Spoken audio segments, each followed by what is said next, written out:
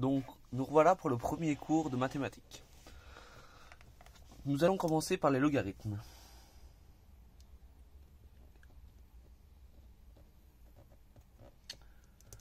Donc ce que nous cherchons en premier dans les logarithmes, c'est d'établir la formule. La formule des logarithmes commencera toujours de la même façon. La valeur finale est égale à la valeur actuelle fois A plus les intérêts exposant en t. T qui représente le temps.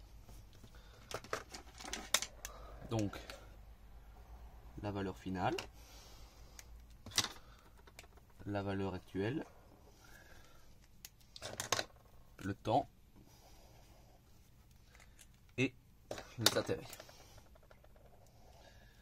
Nous allons prendre un très simple exemple. À son ouverture, le club des gastronomes gourmets comptait 15 membres.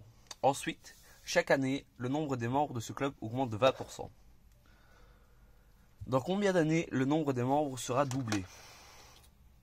Donc nous savons que la valeur actuelle est égale à 15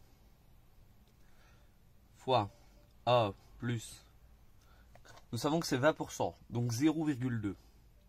0,2. Nous cherchons le temps, nous ne savons pas. Mais il nous manque la valeur finale. Comme nous savons qu'il faut le double des membres, nous savons qu'elle équivaut à 30. Voilà la première étape. Donc le 30 est égal à la valeur finale. Le 15 à la valeur actuelle.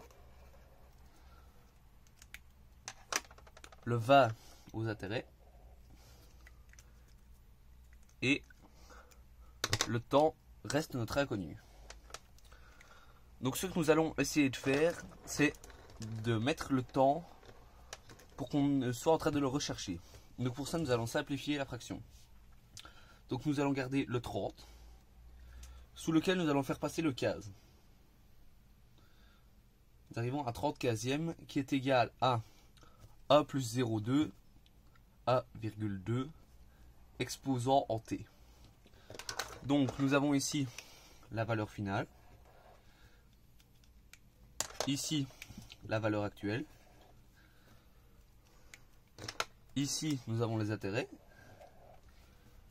et là nous avons toujours notre inconnu, le temps. Maintenant, comme nous avons un exposant, il va falloir utiliser les logarithmes.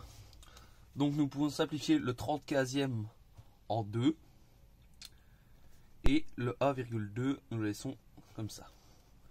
Vu que nous le passons en logarithme, nous allons mettre logarithme de 2.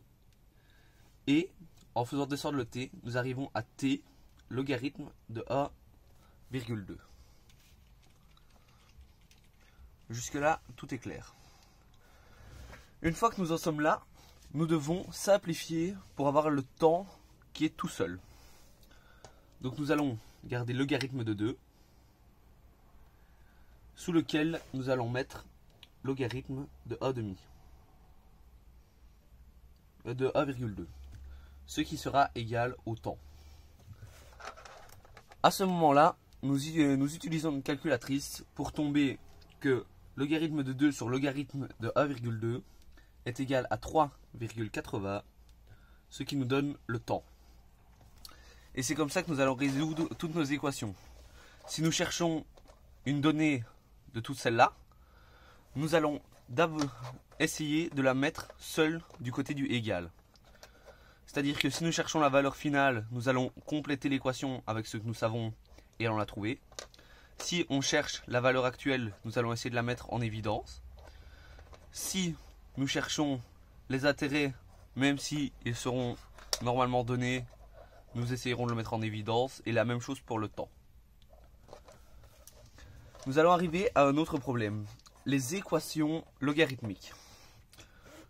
Donc ici, nous allons arriver à une équation. Je vais vous prendre pour exemple cette équation.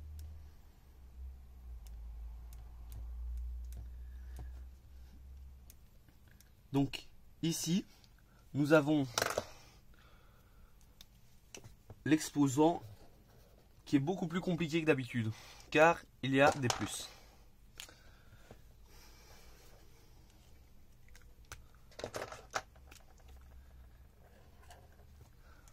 À ce moment-là, nous devons faire les logarithmes.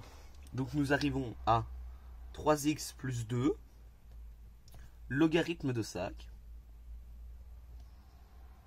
sous-entendu qu'il y a un fois ici,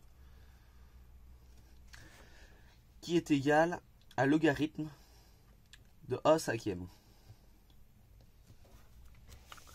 Donc pour trouver la réponse, nous allons garder le x tout seul de ce côté-là. Donc nous allons arriver à 3x plus 2, qui est égal à log de 1/5 sur log de 5. Une fois que nous en arrivons là, nous allons devoir faire passer pour qu'il ne reste plus que le x. Donc nous allons garder x de ce côté. Et nous allons donner égal à logarithme de 1/5 sur logarithme de 5, que nous gardons. Mais il faut faire passer le 3x plus 2. Donc, pour passer le 3, nous faisons un divisé par 3. Et vu que le 2 était un plus, quand on le passe de l'autre côté, il se change en moins et nous arrivons à moins 2. Et là, il ne nous reste plus qu'à taper tout ça dans la calculatrice pour avoir la réponse. Bien sûr, nous pouvons faire cela avec d'autres chiffres. Les quelques règles à ne pas oublier. Une fois que nous avons un fois, quand il passera de l'autre côté, il se transformera en divisé. Et si nous avons un plus, il se transformera en moins. Et c'est la même chose pour les moins qui se transformeront en plus et les divisés qui se transformeront en fois. Si nous avons un exposant sur le x, imaginons exposant 2, il se transformera en racine carrée. Si c'est un 3, il se transformera en racine cubique, et ainsi de suite. Et voilà pour les logarithmes.